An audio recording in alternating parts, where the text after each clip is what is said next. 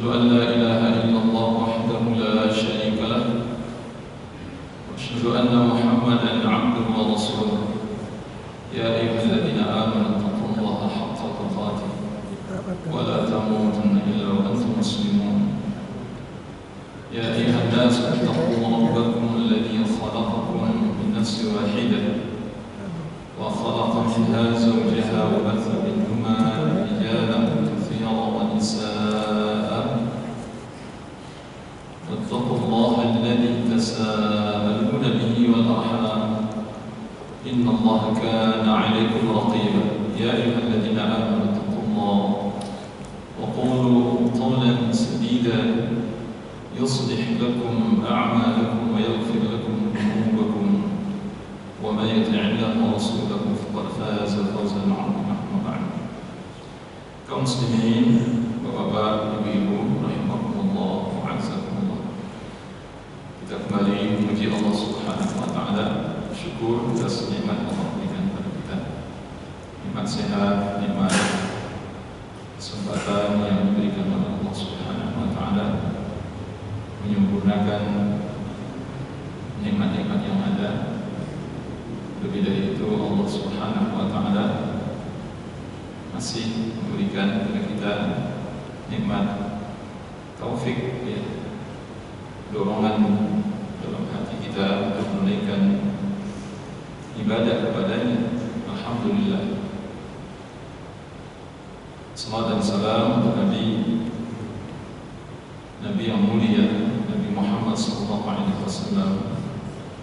untuk keluarga beliau, Ahlul Bait, para sahabat beliau radhiyallahu anhum ajma'in. Kaum muslimin, malam ini kita akan melanjutkan bahasan kita dari Al-Athar Al-Qabihah lil Ma'asi. Dampak-dampak buruk atau dampak-dampak negatif yang ditimbulkan dari perbuatan maksiat. Kita sudah bahas poin yang pertama, seseorang yang bermaksiat akan terhalang dari ilmu syariat, ilmu agama maksudnya. Seseorang akan terhalang dari Al-Quran, dari hadis Nabi SAW, dari semua ilmu agama. Allah tidak ridha ilmu-ilmu agama ini, khususnya Al-Quran dan Sunnah, ada di dalam hati orang-orang yang berbuat dosa dan maksiat. Yang kedua, Allah akan menghalangi seseorang dari rezeki yang halal, dari rezeki yang berkah. Bila seorang berbuat dosa dan maksiat, maka Allah sempitkan rezekinya. Ya, maksudnya adalah rezeki yang halal, yang barakah. Kita sudah jelaskan ini, ya. Karena orang-orang yang bermaksiat itu rezekinya banyak, tapi bukan halal rezekinya haram. Orang yang suka bermaksiat itu kecenderungannya hanya nyari rezeki yang haram.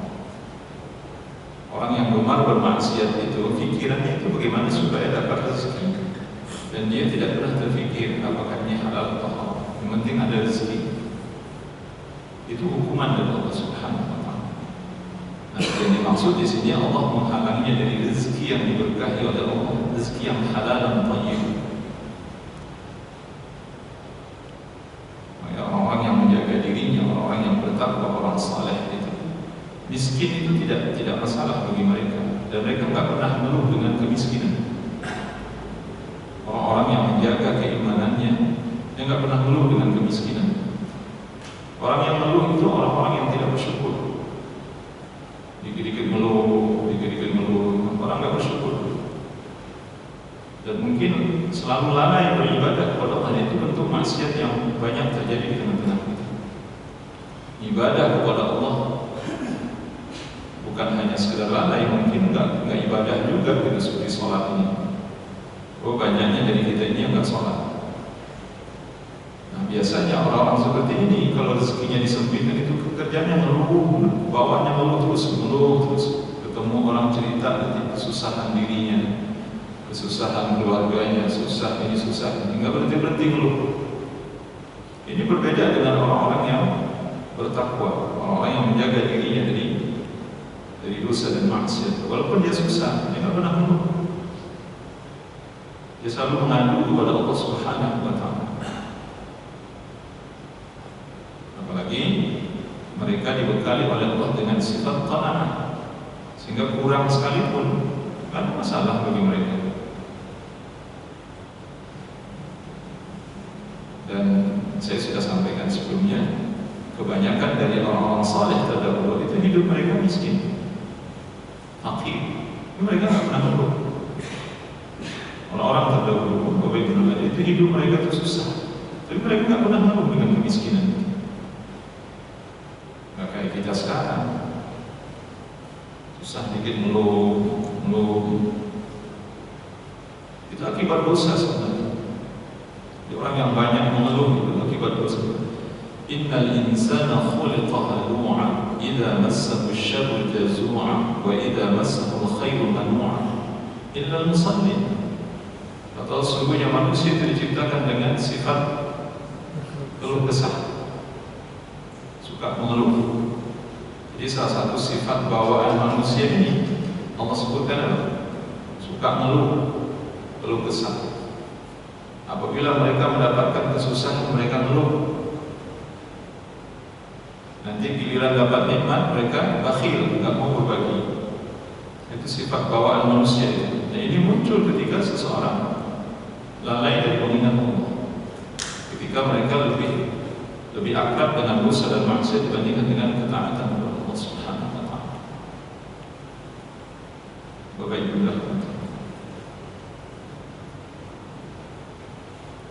kata Allah, illal musallin, kecuali orang yang salat. Nah, coba Bapak Ibu perhatikan di situ. Masya Allah, kecuali orang-orang yang salat. Jadi orang-orang yang menjaga ibadah salatnya nggak ada mengeluh, walaupun hidup mereka susah. Saya alhamdulillah sudah cukup banyaklah pengalaman ketemu dengan orang-orang level high class, level menengah sampai level bawah, sampai level akar rumput, susah banget. Tapi saya pernah ketemu dengan orang yang anaknya itu 7 ke 8 gitu. Dia bekerjanya tukang becak. Ini saya nggak mengarang cerita, bukan sesuatu yang tidak ada. Tapi wajahnya itu selalu berseri-seri, Masya Allah. Jadi di Ciputat ketika saya itu masih lebih kurang hampir 20 tahun yang lalu. Sekarang Bapak itu kan udah pulang kampung, nggak sini lagi. Apa yang saya saksikan, tidak pernah tertinggal sholat berjamaah, dan hampir saja dia tidak pernah masuk.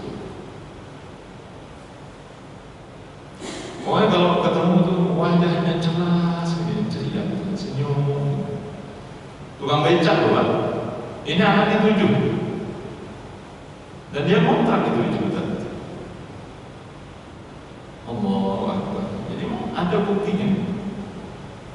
Nah sebaliknya ada orang yang entah sholat entah enggak gitu. Kadang-kadang walaupun sholat ya sekedarnya saja. Anaknya cuma 1 atau 2 gitu. Tapi kerjaan dulu terus. Bapak Ibu rahmati Allah. Jadi nggak ada keberkahan rezeki itu. Maksudnya Allah tidak berikan sifat qanaah di dalam dirinya, sehingga Allah buat dia miskin terus. Allah buat dia merasa tidak cukup terus, sehingga dia mengeluh setiap saat. Alhamdulillah. Kemudian yang ketiga, sebab kita singgung malam ini akan kita dengan mudah waktu kita cukup. Saya akan membawakan dua hukuman yang disebutkan oleh Imam Qayyim. Kehampaan hati minha wahsyatun yajiduha al-'asi fi qalbihi bainahu wa bain Allah Ta'ala. Kehampaan hati yang akan didapat oleh seorang yang berbuat dosa dan maksiat di dalam dirinya. Kaitannya hubungan antara dirinya dengan Allah Subhanahu wa Ta'ala. Jadi antara dirinya dengan Allah itu terasa hampa saja.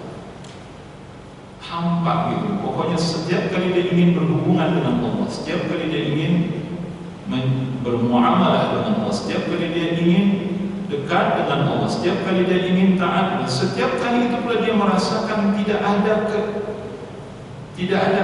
kenikmatan, tidak ada rasa, tidak ada keindahan. Kita berhubungan dengan orang-orang saleh yang ada di tengah-tengah kita saja, kita merasakan keindahan hubungan itu. Apalagi dengan Allah Subhanahu wa Ta'ala. Nah, inilah bentuk hukuman yang diberikan oleh Allah Subhanahu wa Ta'ala. Jadi kita diingatkan dengan apa yang dikatakan oleh Imam An-Nawawi rahimahullah ta'ala ketika beliau menjelaskan hadis Nabi sallallahu alaihi wasallam, "Thalathun man kunna fihi wajada bihinna halawatal iman." Kata Nabi sallallahu alaihi wasallam, ada 3 perkara yang kalau 3 perkara ini ada pada diri seseorang, maka dia mesti merasakan manisnya iman.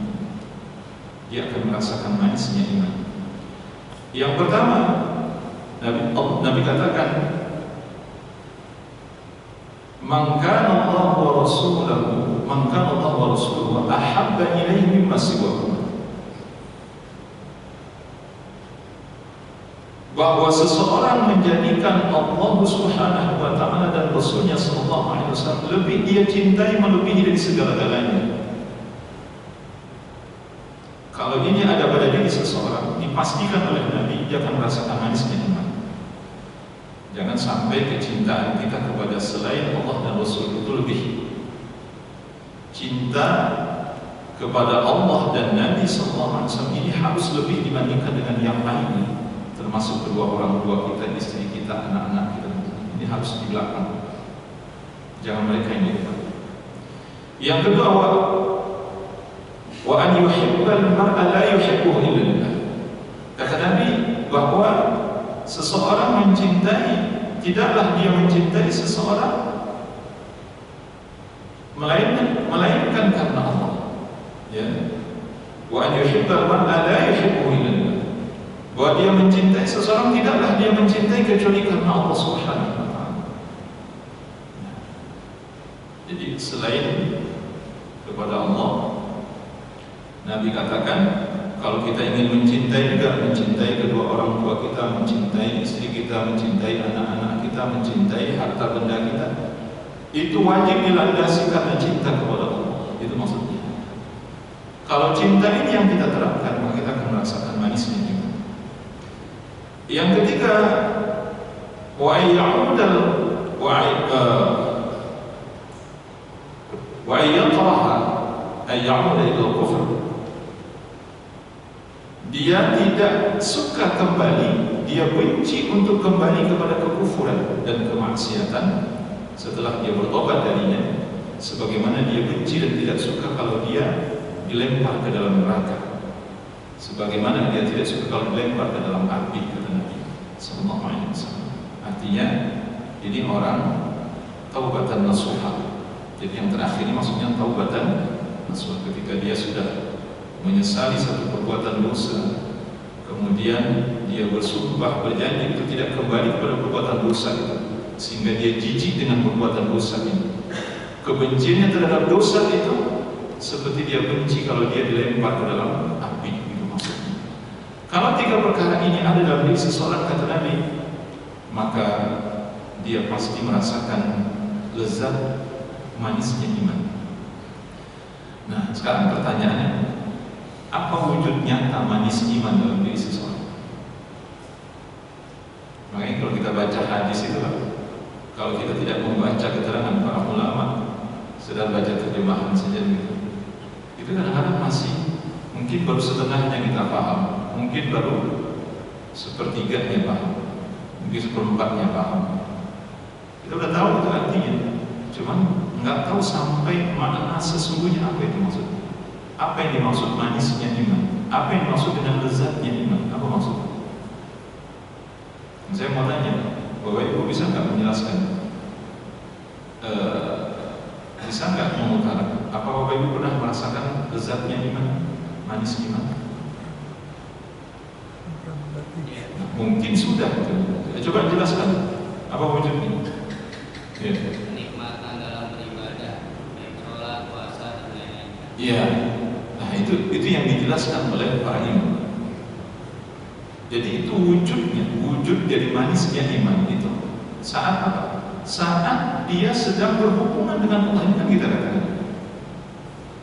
Saat dia berhubungan dengan Allah, saat dia beribadah kepada Allah Subhanahu wa taala, saat dia sedang mendekat taqarrub ila Allah, maka semakin dia mendekat dengan Allah, semakin banyak ketaatannya kepada Allah, semakin dia khusyuk dan bersungguh-sungguh beribadah, semakin terasa kelezatan dan kenikmatan itu. Itu yang dimaksud. Ini yang dicabut oleh Allah dari orang yang bermaksiat, itu maksudnya. Jadi kalau orang bermaksiat ini tidak akan ada dirinya, itu maksudnya. Maka kita katakan tadi ketika dia ingin beribadah kepada Allah, justru kehampaan itu yang dia rasakan pada dirinya. Betul dia ikut sholat berjamaah, betul dia mengerjakan qobliyah dan ba'diyah, betul dia membaca Al-Quran, betul dia berpuasa di siang hari. Tapi semua itu dilakukan tidak dengan kenikmatan. Ini hukuman loh. Sadarkah kita dengan hukuman Allah? Ini yang disebutkan oleh Imam Qayyim. Kalau Anda dihukum dengan hukuman fisik, diberi sakit, diberi kerugian harta benda, dibuat bangkrut dan macam-macam, mungkin kita paham bahwa ini hukuman dari Allah. Tapi ketika hukumannya bentuknya seperti ini, adakah kita yang paham? Banyak dari kita tidak menyadari ini hukuman dari Allah Subhanahu wa taala. Dicabut oleh Allah kenikmatan pada saat kenikmatan beribadah, pada saat beribadah. Dicabut kelezatan, dicabut manisnya ibadah. Jadi tidak merasakan manisnya ibadah. Nah, kemudian kata beliau, la tuwazinuha wa la tuqarinuha ladatun aslan. Di mana kenikmatan pada saat berhubungan dengan Allah tidak bisa diukur dengan apapun. Walau ijtama'at lahu ladzatud dunya bi asliha lam tafi tilkal wahsy. Bahkan ketika dikumpulkan seluruh kesenangan dunia ini, tidak akan pernah mampu menandingi kenikmatan sesaat pada saat kita sedang beribadah kepada Allah. Dan kalau dikumpulkan kesenangan, kenikmatan yang ada di dunia ini, kelezatan yang ada di dunia ini diberikan kepada seseorang, bahkan ini tidak bisa mengobati kehampaan hati yang dicabut oleh Allah dari kenikmatan atau kelezatan yang ada di hati seseorang pada saat dia beribadah. Jadi kehampaan hatinya itu tidak akan bisa diobati dengan kelezatan dunia. Itu maksud. Makanya Bapak Ibu rahmati Allah Subhanahu wa taala, di sini ada satu syair yang kedua, wa hadha amrun la yuhissu bihi illa man fi qalbihi hayat wa ma li jurhin bimayyitin ila. Wa hadha amrun, kata beliau, perkara ini tidak akan dirasakan oleh seseorang, tidak akan dirasakan oleh hati seseorang, melainkan hatinya masih ada kehidupan. Jadi maksudnya ini kehampaan tadi itu, itu hanya akan dirasakan oleh hati yang masih ada kehidupan di dalamnya. Kalau hati ini sudah mati, dia nggak ngerti apa itu hampa. Hatinya udah mati. Wa ma li jurhin bimayyitin illa. Wa ma li jurhin bimayyitin illa. Karena kata beliau, seseorang yang sudah mati itu tidak akan pernah merasakan perihnya ketika dilukai. Jadi luka tidak akan dirasakan perih oleh mayit, itu maksudnya Pak. Mayit kalau dilukai perih nggak mayit? Nggak perih dia. Maksudnya dia nggak akan, aduh perih gitu. Ya meski nanti Rasulullah SAW tetap kalau kita memandikan jenazah disuruh ngapain? Lembut-lembut gitu kata Nabi. Nggak boleh kita kasar, nggak boleh kita keras-keras, itu nggak boleh. Karena mematahkan tulang mayit, kata Nabi, itu sama dengan mematahkan tulang orang yang masih hidup. Ya. kasrul 'azmil mayyit ka kasril hayy. Kata Nabi sallallahu alaihi wasallam, mematahkan, memecahkan tulang orang yang sudah mati itu sama seperti mematahkan tulangnya pada saat hidup. Makanya harus pelan-pelan. Tapi maksudnya ini kan sebuah orang yang sudah mati itu kan maksudnya nggak ada rasa gitu, maksudnya nggak ada rasa. Seperti kita dibius kemudian dilukai, ada nggak rasa perih? Nggak ada rasa perih, itu maksudnya. Nah demikian pula dengan hati yang mampu merasakan ini nikmat, ini lezat, ini manis, ini hampa. Itu hati yang mana? Hati yang ada kehidupan di dalamnya, itu maksudnya. Kalau hatinya udah mati, mana dia ngerti itu manis, lezat, nikmat, mana dia nggak ngerti maksudnya. Itu yang dimaksudnya. Nah sehingga Bapak Ibu rahmatullah, satu ketika sahabat Wabisah bin Ma'bad radhiyallahu anhu datang kepada Nabi bertanya. Beliau belum tanya, sebenarnya dalam hadis disebutkan. Dia datang, pas di hadapan Nabi, kata Nabi, "Jita tas'alu 'anil bir." Kata Rasulullah, "Sepertinya kedatanganmu, engkau akan menanyakan tentang kebaikan," kata Rasulullah. Jadi Rasulullah bukan nebak, ya Rasulullah nyebut gitu. Sebetulnya Allah sudah kasih tahu kepada Rasul bahwa Wabisah datang ingin menanyakan tentang hakikat kebaikan. Jadi kata Rasulullah, "Kamu ini mau menanyakan tentang kebaikan bukan?" Kata Rasulullah. Ya, Wabisah sudah tahu di hadapan beliau adalah Rasulullah SAW. Ya, gampang bagi Rasulullah untuk mengetahui itu. Dia enggak kaget. "Na'am ya Rasulullah." Benar Rasulullah. Itu yang ingin ditanyakan. Apa kata Nabi? "Istafti qalbak." Kalau engkau ingin mengetahui hakikat kebaikan, kata Nabi, maka tanyakan kepada hatimu. Tanyakan kepada hatimu, kata Nabi. Jadi Bapak Ibu rahmatullah, ketika kita nanti menemukan satu urusan yang membuat hati kita ragu, ini baik atau buruk, ini benar atau salah, maka bagaimana cara mengatasinya? Kata Nabi, "Istafti qalbak." Coba tanya hatimu. Nah, Bapak Ibu rahmatullah subhanahu wa ta'ala, Syekh Ibn Utsaimin rahimahullah ta'ala menjelaskan, Nabi SAW memahami betul hati para sahabat itu bening, hati para sahabat itu bersih, hati para sahabat itu hidup, bercahaya. Oleh karena itu, kalau kamu ragu tentang sesuatu, kata Nabi, coba tanyakan kepada hatimu. Hatimu akan menjawab nanti itu, ini benar atau salah. Kemudian Nabi melanjutkan, "Matma'anna ilaihi al-qalbu wa tama'annat ilaihi an-nafs." Kata Nabi SAW, hati itu adalah apa yang membuat kebaikan itu, kata Nabi, itu apa yang membuat hatimu menjadi tentram dan membuat jiwamu menjadi tenang. Itu kebaikan. Nabi tadi mengembalikan kepada hati. Kemudian beliau juga menjelaskan hakikat kebaikan itu terletak, kata Nabi, kalau hatimu tenang, jiwamu tentram, maka itu kebaikan. Wal ithmu ma haka fi nafsika wa karihta, ya, wa taraddada fi sadr. Adapun dosa, kata Nabi, adalah yang membuat hatimu menjadi tidak tenang. Sebaliknya, dosa membuat hatimu tidak tenang. Apa kata Syekh Muslim?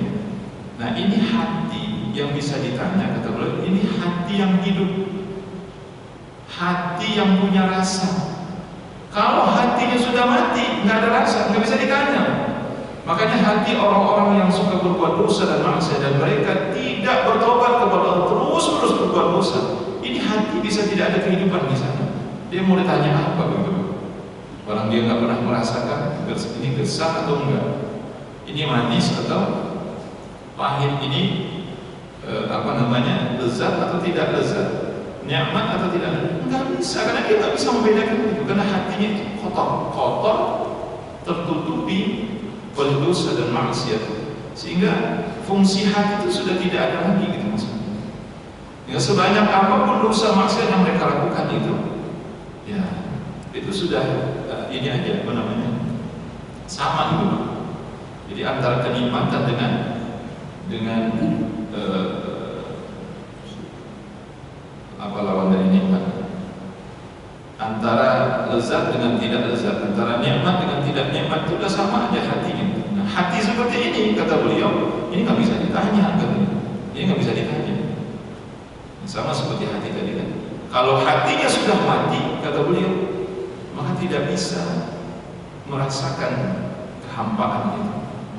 Nah, oleh karena itu, Bapak Ibu rahmatullah, kalaupun mungkin hati kita ini ada penyakitnya, atau mungkin kadang-kadang dia sakit, kadang-kadang dia lemah, kita mohon kepada Allah jangan sampai hati kita sampai pada titik mati atau tidak ada rasa, sehingga dia tidak bisa membedakan mana yang baik, mana yang benar, mana yang salah. Ketika kita membutuhkan, kita ini pasti dalam kehidupan akan bertemu dengan persoalan-persoalan yang kadang-kadang kita bingung, kita ragu, ini benar atau salah. Sebelum kita bertanya kepada seseorang, itu sebenarnya hati itu sudah memberikan arahan. Kalau dia tenang, berarti benar, itu baik. Kalau hati ini tidak tenang, berarti itu tidak baik. Baik benar Allah Subhanahu wa taala. Falau lam tutrak adh-dhunub illa hadran min wuqu'i tilka al-wahsha lakana al-'aqil haliyan bitarkiha. Kalau seandainya tidak meninggalkan dosa dan maksiat itu, ini illa hadar, melainkan mendatangkan kekhawatiran. Jadi terjadi yang demikian itu, maksudnya seseorang kalau dia memahami gitu, hatinya ini menjadi tidak tenang, hatinya menjadi gelisah, hatinya tidak merasakan kenikmatan pada saat berhubungan beribadah dengan Allah Subhanahu wa taala karena dosa dan maksiat. Maka kalau dia betul-betul menggunakan akal sehat, maka dia akan meninggalkan perbuatan dosa dan maksiat tersebut. Maka dia akan meninggalkan perbuatan dosa. Seseorang mengadu kepada para ulama ketika dia merasakan kehampaan di dalam hatinya. Apa jawab para ulama? Idza kunta qad hawashatka adh-dhunub aw hashatka adh-dhunub fad'ha idza syi'ta fasta'nis. Apabila engkau mendapati hatimu merasa hampa karena dosa yang kau lakukan, maka kata kuncinya, kata para ulama, tinggalkan dosa tersebut dan raihlah kenikmatan kelezatan sesudah itu. Baik. Kemudian yang kedua, yang keempat, al-wahsyatul lati tahsilu bainahu wa bainan nas. Kehampaan hati yang dirasakan oleh orang yang bermaksiat itu akan dirasakan pada dirinya, antara dirinya dengan manusia. Jadi kehampaan ini ternyata tidak hanya dirasakan antara dirinya dengan Allah Subhanahu wa taala, tapi juga dia akan merasakan kehampaan itu antara dirinya dengan manusia. Wala siyama ahlul khair minhum, terutama sekali orang-orang saleh, orang-orang baik. Baik dirahmati Allah, terutama sekali orang-orang saleh. Dibuat enggak nyaman itu kalau berdekatan dengan orang-orang baik itu uring-uringan gitu. Dia merasa enggak nyaman, terserah alasannya apa. Pokoknya ketika dia berdampingan, dia berdekatan dengan orang-orang saleh, orang-orang taat kepada Allah, itu dia merasakan enggak nikmat, enggak terasa nikmat. Padahal seharusnya apa? Kalau kita berdekatan dengan orang saleh, orang-orang taat, ya, orang-orang yang mungkin sudah terkenal kesolehan dan ketaatannya di tengah-tengah kita, apa yang kita rasakan? Sejuk Pak kita rasanya, ya. Kita kalau dekat dengan ulama, dekat dengan orang-orang saleh, itu terasa sejuk gitu. Dan memang begitu seharusnya. Sama lah kalau kita berteman dengan orang-orang baik, apa yang kita rasakan Pak? Ya nikmat rasanya, tenang hidup kita. Kita nggak disakiti olehnya, apakah dengan kata-katanya dan perbuatannya, dengan tindakannya. Karena kalau teman kita ini nggak benar, kita pasti akan dizolimi. Apa mungkin dengan kata-kata, dengan perbuatannya, dengan isyarat-isyaratnya menyiksa kita, zalim. Demikian pula sebaliknya, kalau orang-orang baik itu seharusnya membuat kita tenang, terasa nikmat kita hidup ini. Ya. Orang yang paling dekat dengan kita itu istri kita, anak-anak kita, orang tua kita, saudara kita. Kebetulan Allah. Kalau mereka orang saleh, orang-orang yang taat kepada Allah Subhanahu wa taala. Nah, disinilah diangkat oleh Allah kenikmatan berhubungan dengan mereka. Jadi setiap kali kita ingin berhubungan dengan mereka itu terasa hampa gitu. Nggak ada kenikmatan berhubungan dengan mereka. Karena Allah tidak ridha kita mendapatkan kebaikan dari mereka. Jadi bahwa ini kuncinya. Kenapa Allah angkat kenikmatan bergaul dengan orang-orang saleh? Karena Allah tidak menginginkan kebaikan orang saleh ini diberikan kepada diri orang yang bermaksiat. Itu maksudnya. Allah menjauhkannya dari kebaikan. Itu maksudnya. Kalau kita dijauhkan, kalau kita dibuat tidak nyaman berteman dengan orang saleh, itu artinya Allah tidak menginginkan kebaikan dari orang saleh itu terhadap diri kita. Itu maksudnya. Maka dibuat tidak nyaman. Nanti kalau ketika dia ketemu dengan para pendosa, nah senang banget tuh, akrab dengan klop banget gitu. Wah, ini jadi teman saya. Bapak sudah ini hukuman dari Allah. Fa innahu yajidu wahsyatan bainahu wa bainahu. Ini akan dirasakan dalam hati mereka antara diri mereka dengan orang-orang baik. Wa kullama qawiyat tilkal wahsyatu ba'dan minhum wa min mujalasatihim. Setiap kali kehambaan itu dirasakan, semakin menjadi-jadi di dalam hatinya, maka semakin jauhlah mereka dari majlis-majlisnya orang-orang baik. Gitu kan? Semakin jauh mereka dari majlis-majlis mereka, dari tempat-tempat duduk di mana orang-orang baik duduk, itu semakin nggak ada dia di sana. Kenapa? Karena dia makin nggak nyaman. Duduk dengan orang baik itu nggak nyaman. Allah yang mencabut rasa nyaman itu dari dirinya. Allah buat hatinya tidak merasa nikmat duduk dengan orang-orang saleh, dengan orang-orang baik. Wa hurima barakatal intifa'i bihim. Dan Allah halangi mereka dari mendapatkan, Allah halangi mereka dari keberkahan mengambil manfaat dari mereka. Orang-orang saleh itu kan banyak kebaikan dari mereka. Walaupun mereka nggak ngomong, kita melihat perilaku mereka saja itu sudah dapat kebaikan. Akhlaknya, ya. Makanya kata para ulama, muridnya Imam Ahmad bin Hanbal rahimahullah ta'ala sekali ngajar itu yang hadir bisa 4.000, 5.000 jemaah. Ini ribuan tahun yang lalu. Imam Hanbali rahimahullah ta'ala itu yang mencatat, disebutkan dari 4.000, 5.000 yang hadir itu paling banyak itu 500 orang. Karena itu yang bisa mendengar perkataan Imam Ahmad. Karena dulu kan nggak ada ini, nggak ada mimpi. Yang nyatat itu paling-paling itu 500 orang, paling banyak. Selebihnya nggak dengar suara beliau. Suara Imam Ahmad itu nggak kedengaran sampai ke belakang. Nah, terus mereka ngapain hadir? Mereka melihat mimiknya, geraknya, cara berbicaranya, cara duduknya, cara berdirinya Imam Ahmad bin Hanbal. La ilaha illallah. Maksudnya apa? Kita melihat orang soleh saja, melihat orang itu sudah dapat kebaikan bagi kita. Bagaimana beliau berbicara, bagaimana beliau duduk, bagaimana beliau ketika berhadapan dengan orang banyak, bagaimana dengan orang yang lebih tua, bagaimana. Itu saja ya, kita nggak pernah minta nasihat kepadanya, tapi tingkah laku orang soleh itu menjadi nasihat bagi diri kita. Ini yang diharamkan oleh Allah pada orang yang berbuat dosa. Jadi semakin mereka tidak mau mendekat dengan orang soleh, semakin jauh mereka dari kebaikan. Itu yang dimaksud. Wa qarba min hizbi syaitan. Sebaliknya kata beliau, orang-orang seperti ini semakin dekat dengan kelompok-kelompok setan. Biqadri ma ba'da min hizbi rahman.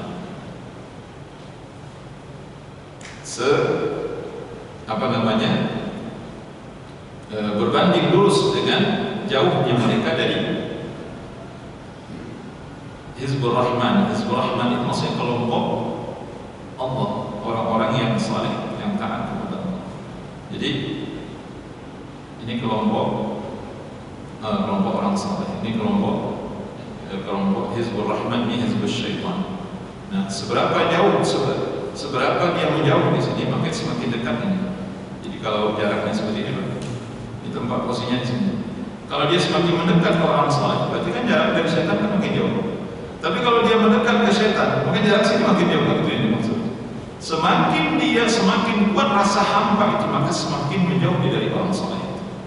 Maka semakin dekatlah dia dengan kelompok syaitan. Itu yang dimaksud. Bapak Ibu rahmatan Allah Subhanahu wa taqawwa hadhihi al-washatu hatta tastahkim. Ya. Saking kuatnya kehampaan yang dirasakan dalam diri seseorang sampai-sampai terasa betul-betul mengakar, betul-betul menghunjam ke dalam hati. Kehampaan itu, ya, pokoknya tidak nyaman gitu berdekatan dengan orang baik rasanya. Fatafa'a bainahu wa baina imra'atihi wa waladihi wa aqaribihi. Sampai-sampai dia merasakan kehampaan itu antara dirinya dengan istrinya. Mungkin istrinya orang soleh, istrinya soleh, bisa jadi istrinya ini mungkin bukan orang yang berilmu tinggi, mungkin ilmu agamanya banyak suaminya dibandingkan dengan dia misalnya. Tapi si suami ini pelaku maksiat. Istrinya walaupun dia bukan ahli agama, tapi dia tekun beribadah, menjaga dirinya, menjaga iffah dirinya, selalu menjaga auratnya, menjaga ibadahnya. Nah ini dimasukkan oleh Allah kehampaan di dalam hati seorang suami ketika dia berdekatan. Jadi ketika dia akan berdekatan dengan istrinya gitu. Ketika dia bertemu dengan istrinya ada tidak nyaman rasanya, ada ketidaknyamanan, kehampaan itu. Termasuk ketika dia bertemu dengan anaknya, anak-anak, apalagi anak-anak masih kecil. Anak-anak masih kecil itu kan suci bersih. Bapaknya banyak dosa, ketika bertemu dengan anak-anak yang terjadi, dia merasa gak nyaman melihat anak-anaknya. Kenapa? Karena anak-anak ini bersih, suci dari dosa, sedangkan dia berbuat dosa. Demikian pula dengan karib kerabatnya, ibu, ayahnya. Bahkan dia merasakan kehampaan terhadap dirinya. Fatarahu mustawhishan bi nafsi, sehingga ada orang yang terasing dengan dirinya. Dia merasa asing, saya tidak kenal dengan diri saya. Sampai-sampai dia katakan, saya tidak mengenal diri saya, siapa sih diri saya? Itu saking hambanya. Allah Ta'ala ma'alam. Ya, mungkin nanti ada kita diskusi sedikit.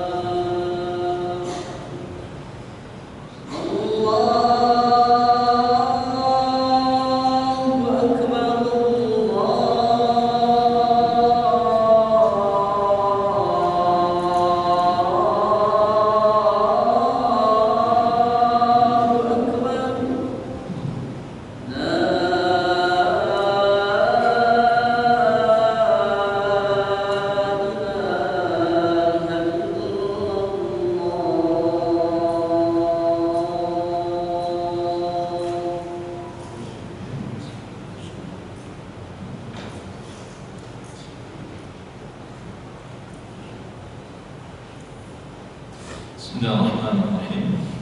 Alhamdulillah wassalatu wassalamu ala Rasulillah. Wa qala ba'du salaf inni la'asillaha fa'adhalika fi khulqi dabbati wa marati. Berkata sebahagian para ulama terdahulu, ulama salaf, sesungguhnya aku telah mendurhakai Allah, sesungguhnya aku telah bermaksiat kepada Allah, dan aku melihat dampaknya pada apa? Pada perilaku hewan tungganganku.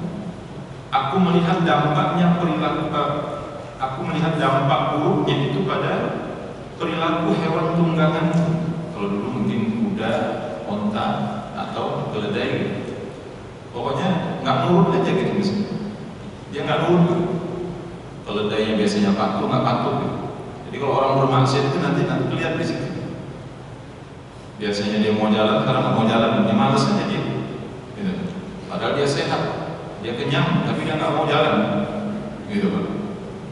Kemudian wa marati, dan dampak buruknya terhadap istriku, keluargaku. Makanya bisa jadi nanti istri yang biasanya nurut sekarang nggak nurut dia. Biasanya nggak pernah jawab, dia jawab. Itu bisa jadi akibat dosa yang dilakukan oleh seorang suami. Kebaikan sadar atau tidak dia? Ini hukuman yang diberikan oleh Allah Subhanahu wa taala kepada orang yang berbuat dosa dan maksiat. Wallahu taala a'lam. Mungkin ada pertanyaan, masih ada 3 menit ini. Silakan Bapak Ibu, kalau ada yang perlu diskusikan. Assalamualaikum Ustaz. Ya, silakan Pak. Ya. Assalamualaikum. Adakah doa yang diajarkan Nabi terkait dengan masalah hati yang mati itu? Misalnya hatinya rusuh saat ibadah atau gimana gitu. Ada doa yang diajarkan Nabi? Iya. Bapak Ibu dirahmati Allah Subhanahu wa taala.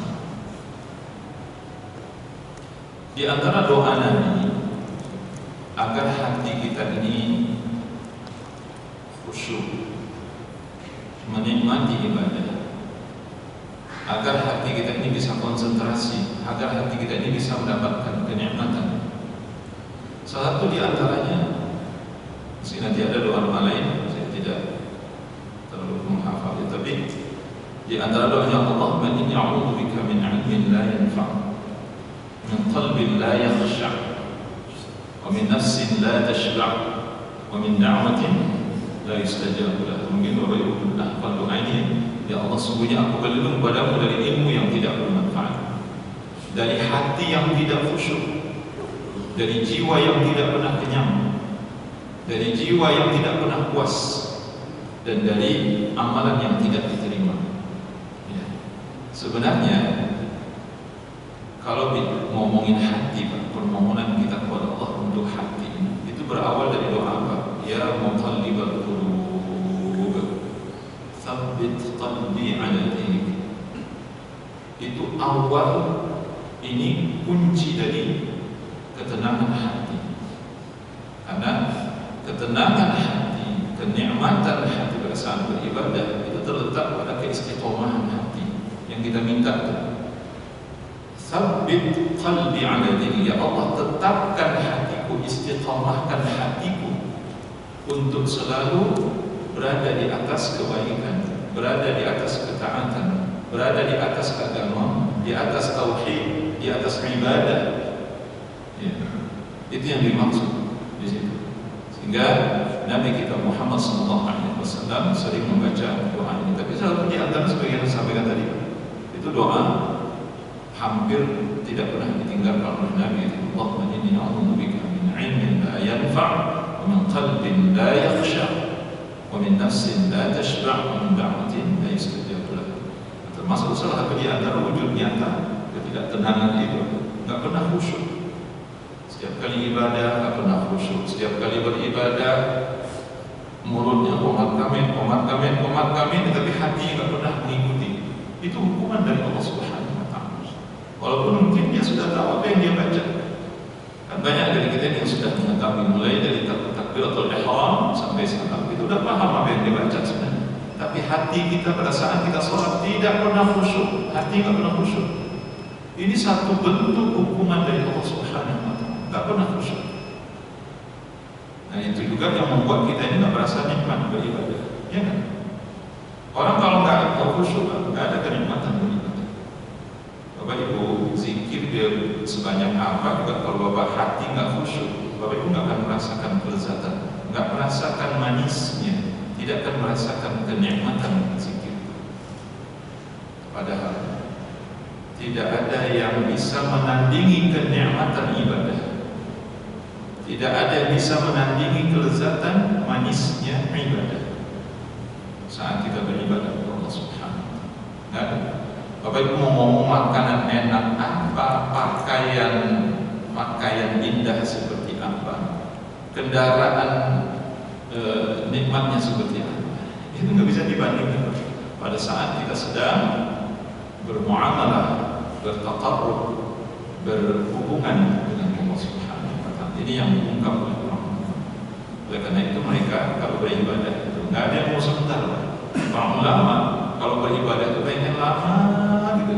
Itu menunjukkan kenikmatan. Beda dengan kita, gitu. Beribadah dikit udah mau berhenti, belum apa-apa udah bosan, belum apa-apa udah ngeluh. Ya, itu kenyataannya. Itu artinya apa? Kita nggak pernah merasakan kenikmatan. Allahu a'lam bishawab. Saya kira cukup kan? Ya mungkin di pertemuan yang datang kita sambung insyaallah poin yang kelima insyaallah. Semoga bermanfaat ya, dan semoga kita bisa mengingat ini bentuk hukuman. Jadi kalau kita merasakan kehampaan hati, tidak merasa nikmat beribadah kepada Allah Subhanahu wa taala, itu hukuman yang diberikan oleh Allah kepada diri kita. Dan ini lebih berbahaya dibandingkan dengan hukuman fisik. Hukuman seperti ini lebih berbahaya dibandingkan dengan hukuman fisik. Kita tersungkur di jalan itu, mendapat luka di kepala kita, kaki dan tangan kita, itu lebih ringan dibandingkan dengan hukuman ini.